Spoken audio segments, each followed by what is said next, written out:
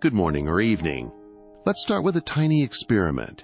Visualize someone who recently frustrated you, perhaps a colleague or a family member. Hold them firmly in your mind. Now, ask yourself, did you spend more time preparing your sharp comeback or actually trying to hear what they were saying? Most of us know the answer immediately. That split-second admission reveals a detrimental habit. Today is the time for a change. Seek first to understand, then to be understood. It seems simple to name, but hard to practice. So we explore what this really looks like, why it is powerful, and how to practice it safely without handing your vulnerability to the wrong people. Leadership is authorship, and understanding this concept today will help you better write the script of your life.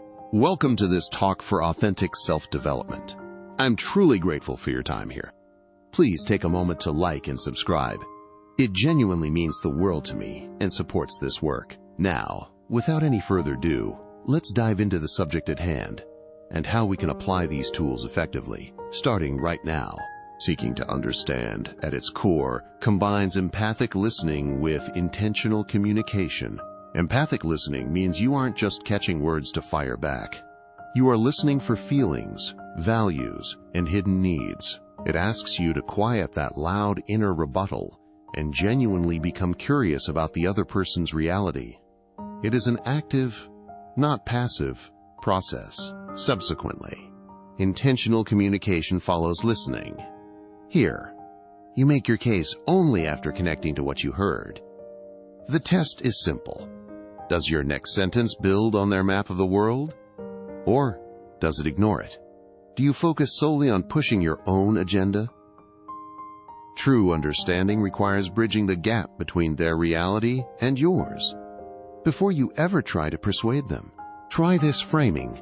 Instead of responding immediately, say, "Tell me more about what mattered most to you," or reflect back, "So I hear X, and it felt like Y. Did I get that right?" These aren't scripts to recite like a robot, but openings that signal respect. They are invitations to clarify, rather than arguments to win. Here are practical moves to adopt. First, prepare internally. Before you speak, lower the volume on your judgment and turn up curiosity. Second, ask open questions. Try phrases like, "Can you tell me more?" Or, "What outcome were you hoping for?" These questions open doors rather than slamming them shut, creating a space for real dialogue to emerge. Next, reflect and paraphrase. A simple, "So what I hear is," invites correction and shows attention. Then, try naming feelings. "It sounds like you felt left out." Naming emotion often opens the next layer of honesty. It validates their experience without necessarily agreeing with their facts, which helps lower defenses and encourages them to share more deeply. Finally, use silence strategically. A pause isn't awkward, it is an invitation. It gives you time to choose a response, rather than reacting impulsively. When you do these things, people relax. Trust grows.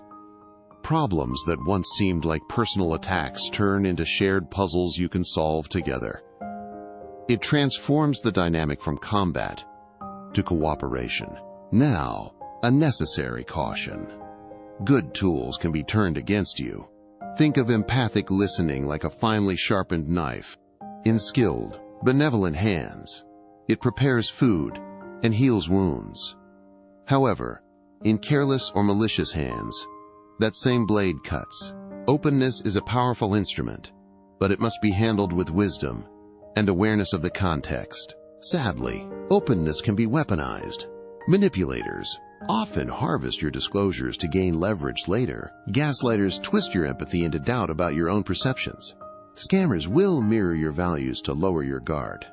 We must recognize that not everyone deserves total access to your inner world. Blind trust is not a virtue. It is a specific vulnerability, waiting to be exploited. Watch for patterns, not just moments. Be wary of repeated one-way sharing, pressure immediately after disclosure, or broken commitments followed by more requests. If someone discourages independent verification or uses emotional coercion, These are red flags. If you spot these patterns, you must recalibrate. Holding back in these moments is not dishonest. It is necessary self-protection. Therefore, you don't need to trade empathy for suspicion. Adopt safeguards. Be explicit about your values and limits before high-stakes conversations. Distinguish empathy from sympathy. You can acknowledge feelings without agreeing to harmful requests. Try saying, "I understand why you feel that way, yet I cannot do X." This maintains connection while firmly holding your personal boundaries. Furthermore, test for reciprocity. Notice if they listen and adjust when you speak. Healthy relationships are mutual. Also, slow down on big decisions. Say aloud, "I need time to think and check with someone I trust." Never rush. Consult outside perspectives to test your reading of a situation. Speed is often the enemy of wise, safe decision-making. Remember, this isn't just technique, it is a paradigm shift. We aim for a win-win scenario, but realize that sometimes no deal is the better option. If cooperation turns into abuse, restraint is wisdom. Limiting disclosure when trust isn't earned isn't a failure. It is the stewardship of your resources, ensuring you align with your core principles. To close, here is my suggestion. The next time someone pushes your buttons, do not rush to reply. Pause, then ask a simple open question. Paraphrase what you hear. Now, before deciding your next move, ask yourself, does this conversation fit the script I want to be living? This is how and where your true power as an author will blossom. Now, we don't teach from a pedestal. I humbly share what I have learned. So consider these ideas at their right value. Try for yourself. Meditate on those principles. Incorporate them. Seek first to understand, and only then to be understood.